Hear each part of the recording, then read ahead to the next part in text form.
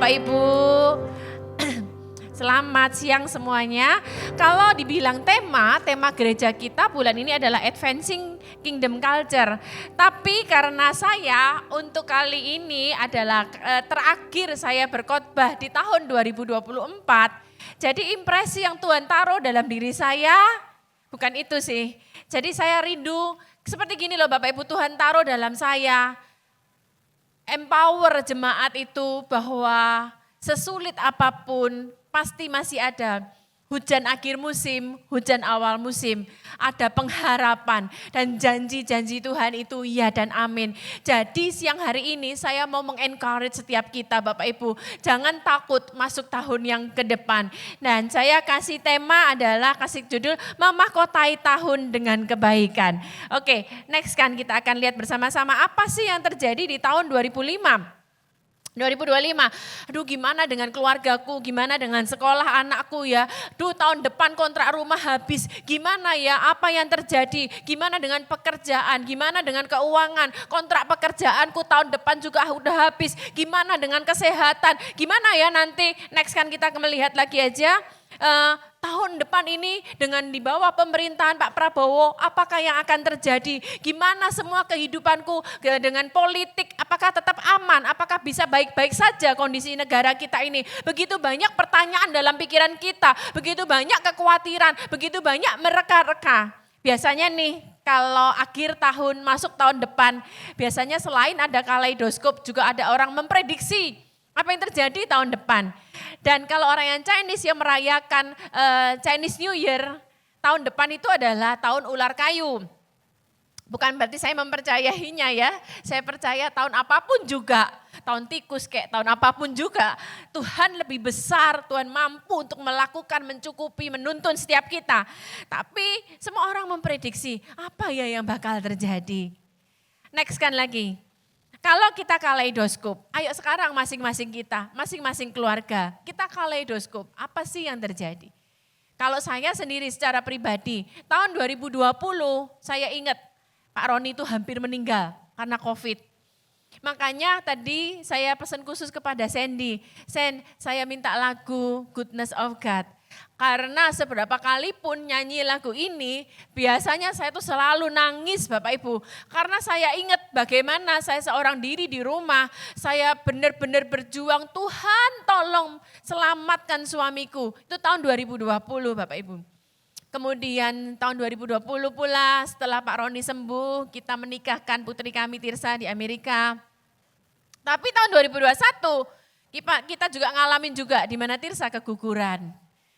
Nah tahun 2022 kita juga ngalamin lagi hal-hal banyak tak terduga dalam kehidupan kita. Oh tahun 2022 kita dapat GRC ini ya. Terus kemudian tahun 2023 di akhir tahun saya dapat berita di mana enggak jadi menikah buat David. Tahun 2024 awal tahun saya berdebar-debar Bapak Ibu. Karena apa? Ini saya sedikit cerita. Beberapa teman-teman yang awal-awal di sini udah tahu juga cerita tentang kami di mana David tidak jadi menikah. Kan akhirnya ruang gedung yang sudah dibayar nggak bisa pulang. Jadi akhirnya uang tersebut dipakai untuk kita annual meeting tahunan gereja Rock yang biasa di Bali. Sama Pak Timotius Arifin karena menghargai kami, dibikinlah kali ini di Jakarta. Jadi akhirnya dialihkan seharusnya untuk pesta, dijadikan untuk meeting tahunan. Tapi saya gini, Tuhan aku harus siapkan diriku. Karena semua pemimpin seluruh Indonesia dan luar negeri datang kan, pasti akan bertanya, kenapa enggak jadi nikah? Kenapa enggak jadi nikah? Kenapa? Saya harus menyiapkan diri saya harus tersenyum di muka mereka semua. Dan di hari tersebut saya masih ingat, seharusnya David kan menikah 20 Januari, 22 Januari, datanglah seluruh pemimpin seluruh Indonesia. Kenapa enggak jadi menikah? Kenapa enggak jadi menikah? Lumayan berat buat hidup saya. Itu 2 hari Bapak Ibu, 2020 tanggal 22 dan 23 Januari.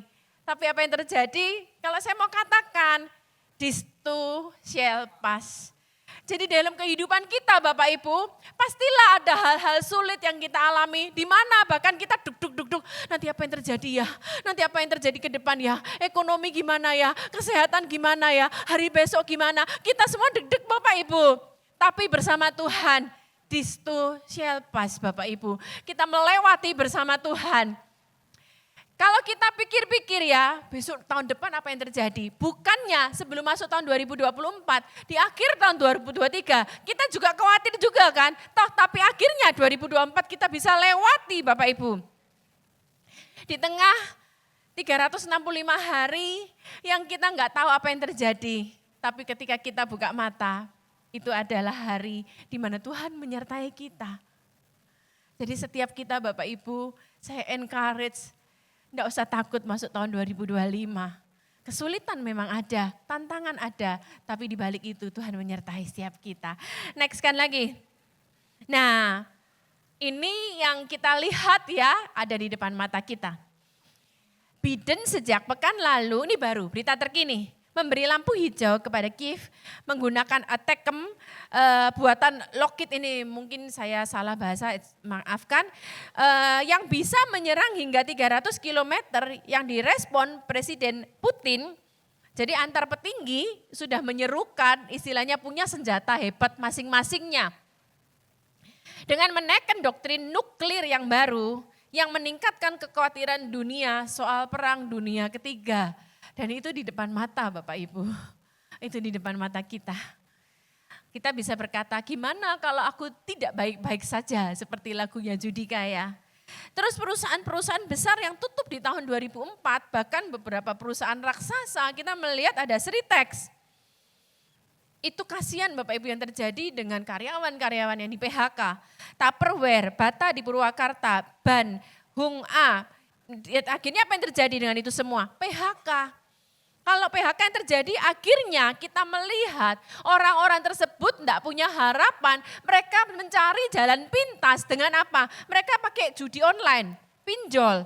Dan berita terkini kemarin saya melihat di running text televisi dikatakan narkoba mengalami peningkatan yang luar biasa. Kenapa? Mereka bumpet, mereka tidak punya harapan.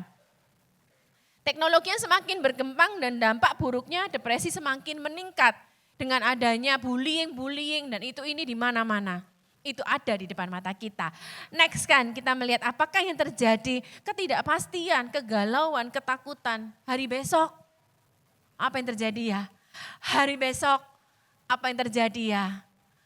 Nah di tengah-tengah Tuhan, kuat impresi saya kepingin mengencourage jemaat di JRC tentang pengharapan, tentang janji. Banyak ayat di firman Tuhan tentang janji, tentang pengharapan.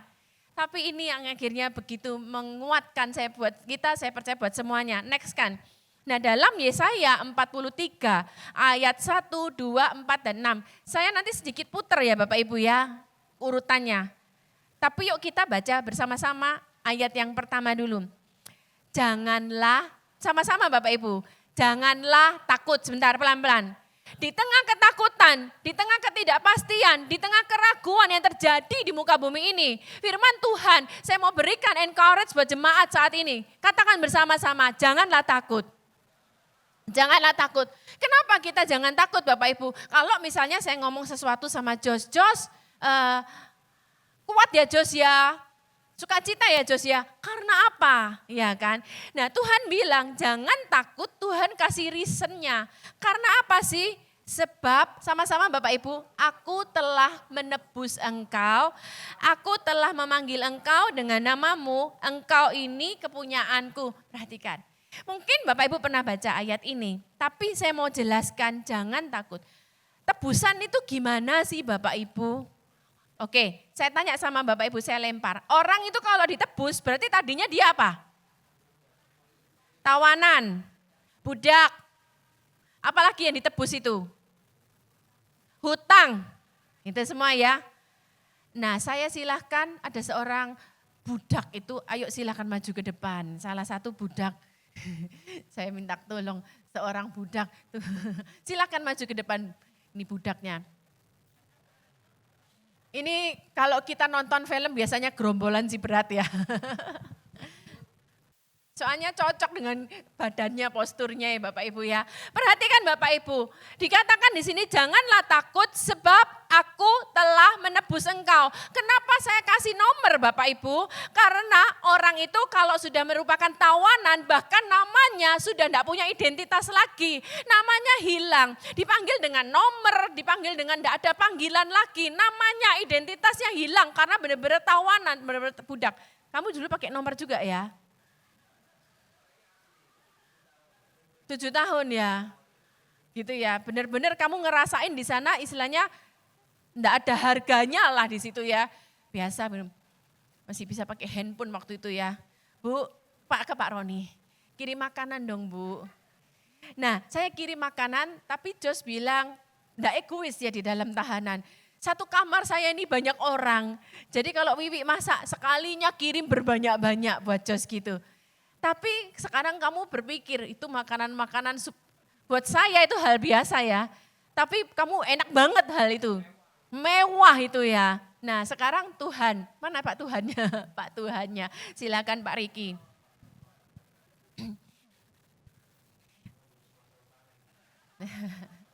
Nah Pak Riki bilang, Pak Riki kan jadi Tuhannya. Janganlah takut. Terus aku telah menebus engkau. Nah tadi Pak, apakah yang terjadi Bapak Ibu ketika seseorang ditebus, perhatikan apakah yang terjadi ketika ditebus itu ini, silakan Pak, ya. Dicopot. Jadi apa yang maksudnya saya kasih tahu? Ini budaknya agresif sekali nih Bapak Ibu ya. Perhatikan ayat ini. Yuk kita baca sama-sama. Setelah ditebus, yang berdua ini juga baca sama-sama. 1, 2, 3, aku telah memanggil engkau dengan namamu. Karena identitas kita dikembalikan lagi. Karena kita bukan lagi budak. Makanya firman Tuhan berkata, aku memanggil kamu dengan namamu. Dikembalikan lagi. Tapi yang perlu kita tahu Bapak Ibu, pemulihan dalam Tuhan itu bukan berarti gini Bapak Ibu ya. Ini misalnya posisi awal. Masuk penjara, budak. Turun kan? Pemulihan itu bukan kembali ke sini, bukan. Pemulihan itu adalah kembali kepada tujuan awal Tuhan dalam hidup kita. Makanya dikatakan, aku telah menebus engkau, baca sama-sama, aku telah memanggil engkau dengan namamu. Panggil Pak, Alung. Gitu ya. Engkau ini katakan, kepunyaanku. Oke, next kan. Saya tutupin biar enggak kelihatan. Tolong next kan dulu. Nah, sekarang kita baca yang atas dulu Bapak Ibu ya. 1, 2, 3.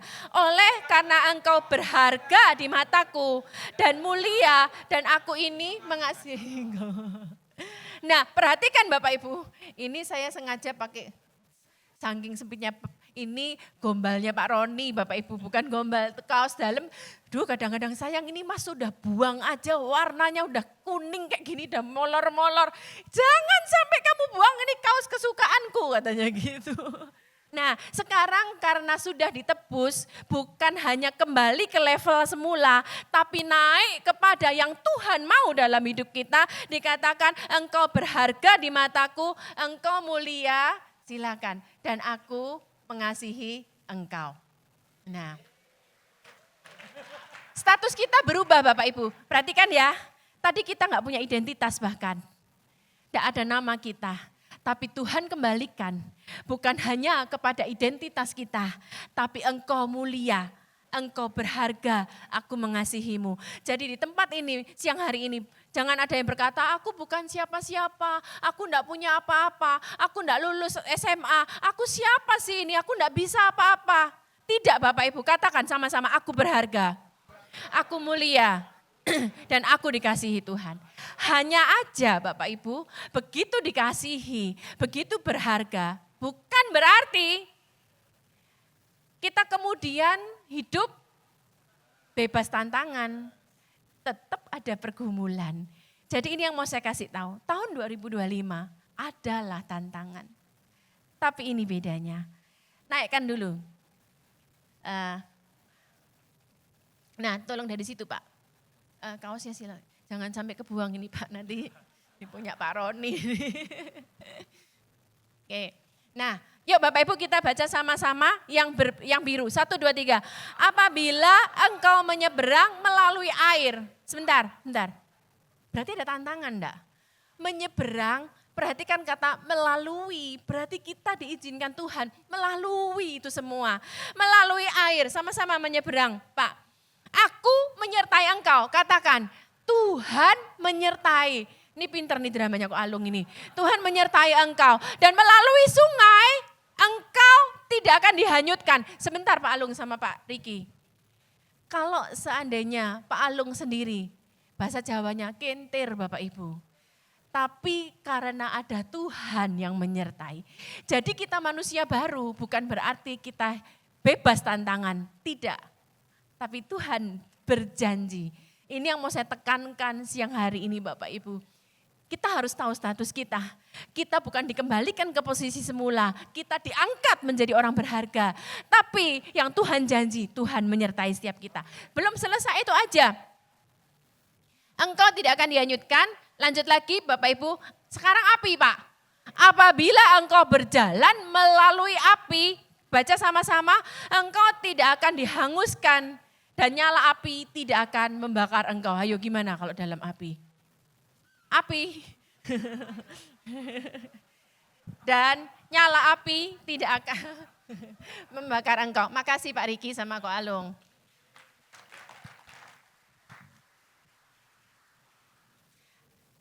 Jadi ingat ya, janji Tuhan. Tapi masih belum selesai di situ, ada lagi. Next kan. Yang bawah kita baca bersama-sama. Aku akan berkata kepada utara, berikanlah. Dan kepada selatan, janganlah tahan-tahan. Saya gini loh Bapak Ibu, setiap kali saya nyiapin firman Tuhan itu, Tuhan apa ya yang Engkau mau buat gerejamu? Supaya kayak Pak Roni selalu punya ilustrasi, kayak kita masuk ke restoran, pegawai itu tanya dong, mau pesen apa? Saya sama seperti itu, Tuhan apa yang Tuhan mau buat gerejamu. Nah di tengah-tengah keadaan ketidakpastian, termasuk dalam hal keuangan, Tuhan bilang gini, kepada utara berikanlah. Jadi kalau tahun-tahunmu sebelumnya, bahkan mungkin ada hal yang tertahan, bahkan mungkin ada yang hilang daripadamu. Kamu bekerja tapi mungkin kita capek, kok gini-gini aja ya hidupku. Kenapa aku terus ngalamin hal bertubi-tubi seperti ini? Kenapa ya? Saya mau katakan Tuhan berjanji buat setiap kita. Tuhan berkata kepada utara, berikanlah. Jadi apa yang selama ini menahan kita, ayo sekarang kita katakan berikanlah. Nah ini semua janji, tapi kita harus tahu bagaimana kita mendapatkan janji itu. Bagaimana kita mengaktifasi janji. Sama seperti kayak saya sama Jos Peter nih ya. Enggak apa-apa di situ aja sih Jos. Saya bilang, ini aku Tuhan janji. Ini loh Jos, aku nebus kamu, aku berjanji memberkati kamu, aku berjanji menuntun kamu. Ini di tangan Tuhan Bapak Ibu. Tapi kita juga harus punya aktif untuk kita mengaktifasi dan mengambil janji-janji tersebut ya. Dan kepada selatan, janganlah tahan-tahan. Katakan bersama-sama, janganlah tahan-tahan. Saya konteksnya di sini bicara tentang berkat ya. Oke, selanjutnya. Sekarang bagaimana kita mengaktifasi janji-janji Tuhan? Ayo Bapak Ibu, kita sekarang sudah punya kantor baru.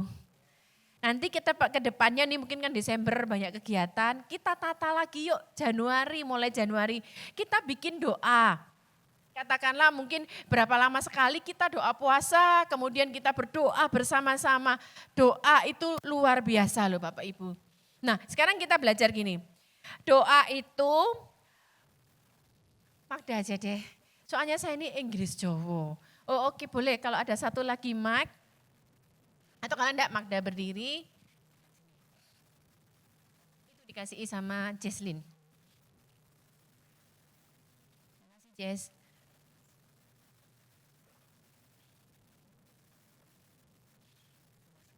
Ya. Prayer. Through prayer, we bring the promise of God before Him, not to remind Him, because God does not forget, but to remind ourselves that His word is true. Gini deh Bapak Ibu ya, enggak apa-apa ya, saya Inggris Jawa ya.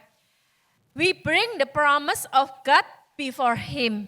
Jadi kita berdoa itu adalah perbuatan profetik, di mana ketika kita berdoa, sama ketika saya berdoa, Tuhan tolong Pak Roni, sembuhkan Pak Roni, atau apapun itu juga, kita itu membawa janji. Ingat kan, tadi saya bilang, saya janji, Tuhan punya janji kepada Jos. Berdoa itu adalah, gini loh Bapak Ibu, we bring the promise of God before Him, bukan karena dia lupa. Tapi karena apa? But to remind ourselves that His word is true. Kita mengingatkan diri sendiri bahwa memang keadaan dunia ini enggak baik-baik saja. Tapi ketika kita berdoa, kita mengingatkan diri kita sendiri bahwa janji Tuhan itu ya dan amin dan kita bisa menerimanya. Melalui apa? Melalui doa Bapak Ibu. Tapi kita juga perlu belajar seperti ini. Saya bacakan aja ya. Proclaiming God's promises is not about manipulating God to do our will. Jos ini deh Jos, minta tolong deh. But about aligning ourselves with His will. Jos di sini, Jos jadi Tuhannya.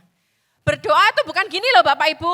Tuhan tolong Tuhan, aku minta diberkati, aku punya rencana ini, punya jalan ini. Berdoa itu bukan kita maksain Tuhan supaya menuruti saya, kesini Jos. Maunya saya, tidak Bapak Ibu. Tapi berdoa itu adalah gini ya, justru berdoa itu proclaiming God's promises is not about manipulating God to do our will, but berdoa itu kita mensinkronkan pikiran kita, kehendak kita kepada Tuhan.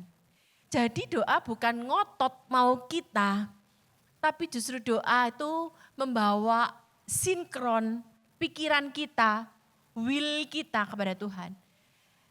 Coba jalan Jos, jalan. Sehingga saya yang mengikuti Tuhan Bapak Ibu. Oke, next kan?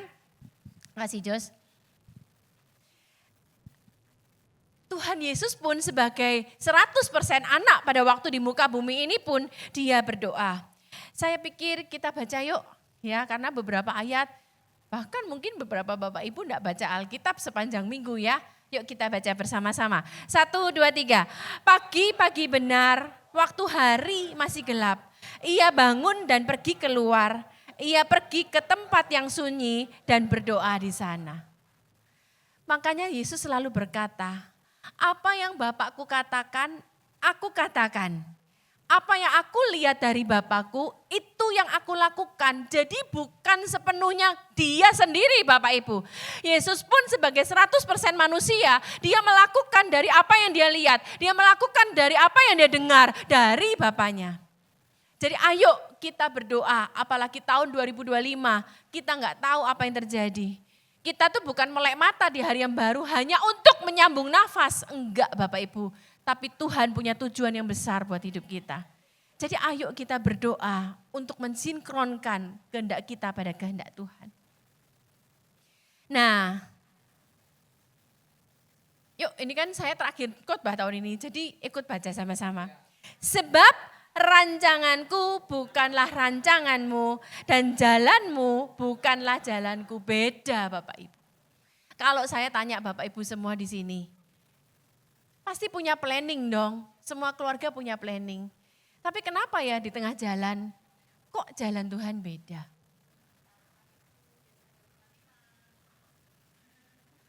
Mana nih orangnya ya?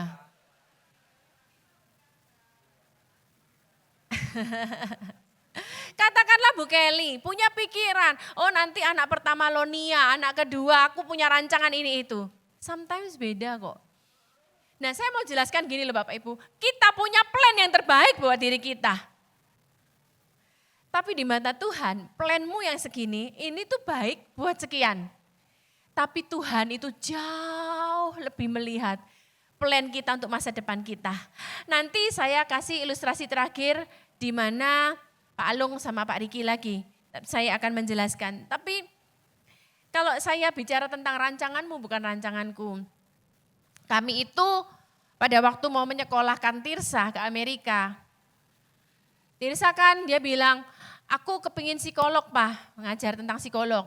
Oke, kami itu di Rock Jakarta, ada membuka MFC3. Apakah itu MFC3? My Family Counseling Community Center. Gitu ya.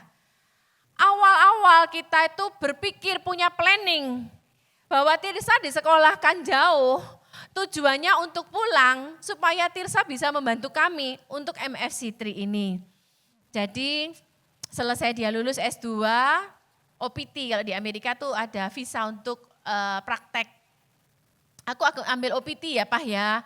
Oh iya ambil OPT, sayang kan karena kalau nggak praktek, apalagi kalau psikolog harus praktek, pengalamannya beda kan. Dia harus ada supervisornya, dituntun gini gitu. 1 tahun, oke. Lah kok dilalah bahasa Jawanya. Pas masa 1 tahun di mana dia OPT ini, lah kok jatuh cinta sama cowok Amerika. Lah ini kan di luar planning saya toh Bapak Ibu. Disekolahkan jauh-jauh untuk besarkan MFC3 ini, lah kok kecantol cowok Amerika. Sampai pada waktu Tirsa bilang, Mama kok aku rasa-rasanya aku suka sama Semi ya. Saya tahu Semi ini baik, David tahu Semi ini baik, semua gembalanya tahu Semi ini baik. Tapi hati saya tidak bersuka cita Bapak Ibu, karena pupus harapan kami.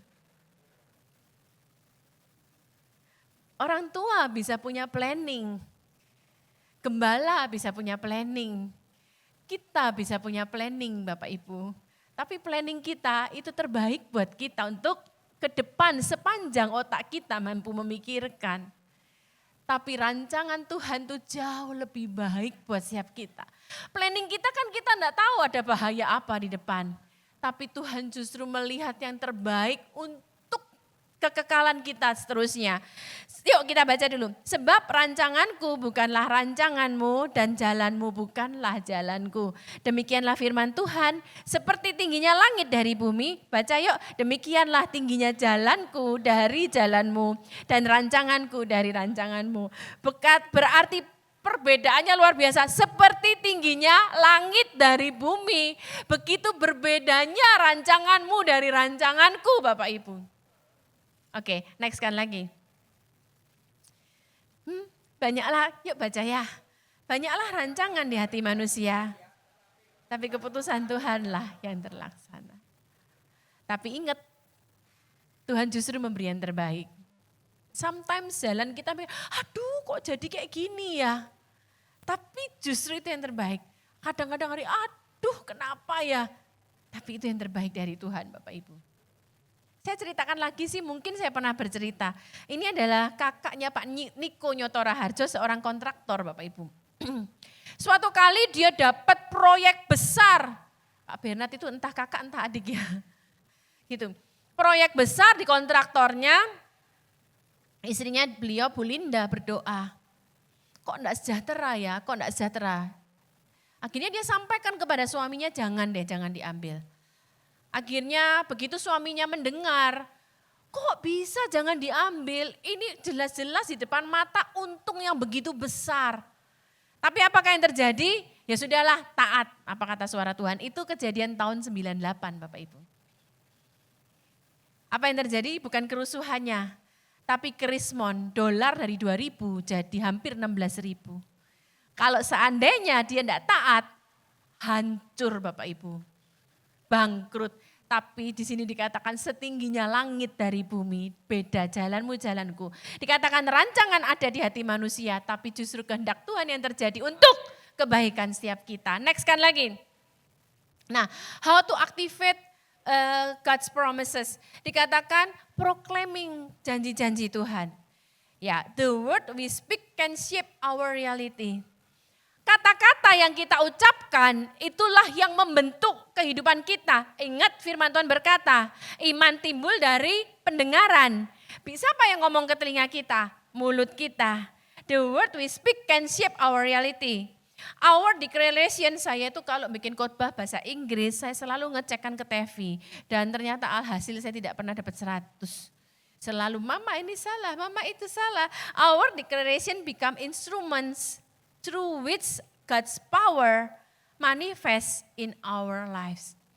perkataan kita itu merupakan instrumen di mana melalui perkataan kita itu kuasa Tuhan dinyatakan lewat hidup kita. Contohnya apa? Saya kasih di sini Daud dan Goliat yang saya khotbahkan terakhir. Pada waktu dia mengalami melawan Goliat, dia bilang apa?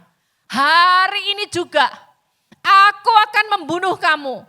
Aku akan menyerahkan mayatmu. Aku akan burung-burung di udara akan makan itu semuanya. Belum terjadi Bapak Ibu. Tapi apa ya? Dia perkatakan. Nanti ya tahun depan saya punya bahan tentang perkataan. Bagus banget Bapak Ibu. Dimana ingat pada waktu Firaun, Yakub datang ke Mesir. Dia bilang, aku berdoa buat kamu. Sebelum anak-anak Yakub sebelum meninggal, begitu Yusuf dikasih tahu, Yusuf papamu mau meninggal. Apa yang dilakukan Yusuf? Dia segera bawa Efraim dan Manasye kepada Yakub. Untuk apa? Untuk orang tuanya memperkatakan. Pada waktu sebelum meninggal, dia panggil 12 anaknya. Satu-satu diperkatakan. Jadi kuasa perkataan itu penting. Hai orang tua, perkatakan masa depan anak-anakmu semuanya. Ya, hidup dan mati dikuasai lidah. Siapa suka menggemakannya akan memakan buahnya. Jadi dua kuncinya ya, berdoa. Karena dengan berdoa kita mensinkronkan. Dan yang kedua, perkatakan firman Tuhan. Next kan lagi. Hanya aja iblis itu mencuri janji dengan apa sih? Memberi kita bimbang. Memberi kita keraguan, memberi kita takut. Karena kenyataan yang terjadi di depan mata, ini yang terjadi, ini kenyataan yang berkata. Makanya doa dan ketika kita memperkatakan, itu gini loh Bapak Ibu, kita hidup di realita ini. Tetapi ketika kita berdoa dan memproklaim firman Tuhan, janji-janji Tuhan, kita menarik alamnya Tuhan dalam hidup kita yang ada saat ini. Kita langsung baca aja yang saya merahkan ya di Yakobus 1 ayat 6 dan 7. Orang yang bimbang jangan mengira bahwa ia menerima sesuatu dari Tuhan. Nah makanya iblis itu bikin bimbang supaya kamu enggak dapat apa-apa. Bagaimana cara iblis membuat Hawa itu jatuh dalam dosa? Dia bikin bimbang. Iblis selalu masuk dalam kata-kata kita, enggak mungkin bisa, enggak akan sembuh. Makanya Bapak Ibu kalau kita diundang untuk berdoa untuk orang sakit, yang Pak Roni doakan memang sakitnya. Tapi setiap kali kita selesai mendoakan, Pak Roni selalu pesen, ingat loh ya, peperangan kita tuh di pikiran kita. Sehingga itu mempengaruhi kesembuhan kita Bapak Ibu.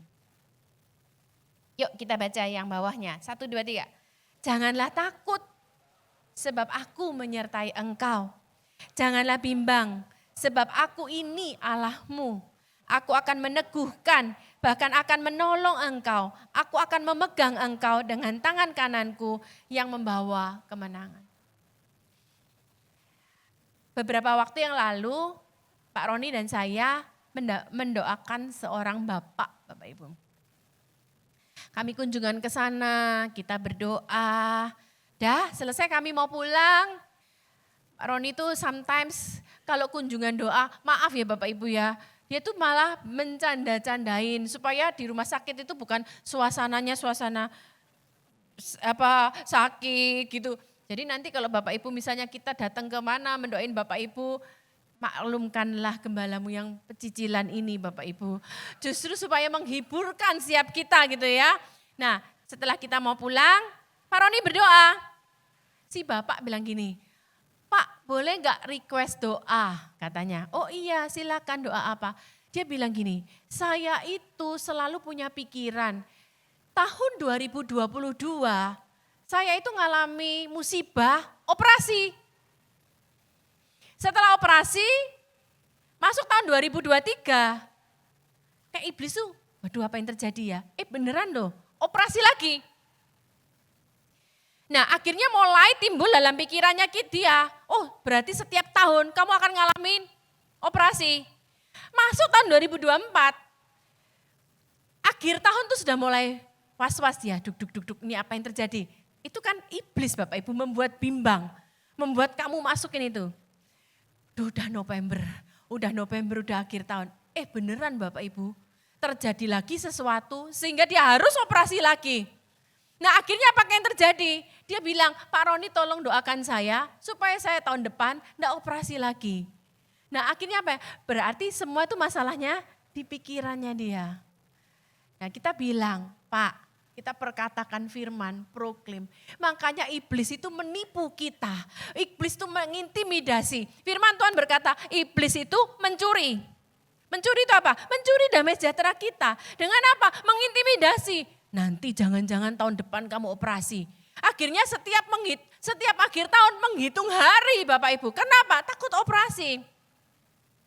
Iblis mencuri, membunuh, membinasakan. Jadi apa yang terjadi? Pak Roni kasih firman Tuhan. Pak Roni kasih firman Tuhan. Baru mendoakan. Lawan Pak pikiran-pikiran itu, lawan. Gitu ya. Karena apa? Itu iblis yang taruh kebimbangan. Bapak Ibu kalau itu terus masuk dalam kita iyain. Akhirnya kita mau hidup tuh, gimana ya nanti apa yang terjadi. Next kan terakhir. Nah saya tutup dengan, saya dapat ayat-ayat ini sebagai janji Tuhan. Untuk kita tutup tahun ini dan masuk tahun depan. Karena yang saya dapat ini untuk memasuki tahun depan, yuk kita baca bersama-sama Bapak Ibu. 1, 2, 3. Engkau memahkotai tahun dengan kebaikanmu, jejakmu mengeluarkan lemak. Yuk kita masuk tahun depan Bapak Ibu, jangan takut. Memang bukan berarti kita free dari semua masalah. Tadi ada melewati air, melewati sungai, melewati api. Tapi firman Tuhan jelas berkata, engkau memahkotai tahun dengan kebaikan. Yuk sama-sama bilang gini yuk, Nancy sama-sama sebut namamu sendiri. Tuhan memahkotai tahun dengan kebaikan. Jejak Tuhan meninggalkan lemak. Kebaikan itu justru apa? Ketika kita mengalami masalah, kita melewatinya, kita melihat pertolongan Tuhan, kita sadar kebaikan Tuhan. Nah ini yang seharusnya saya dapat tentang hujan awal, hujan akhir. Di akhir tahun ini ada berkat tak terduga lah buat setiap kita. Yuk baca lagi.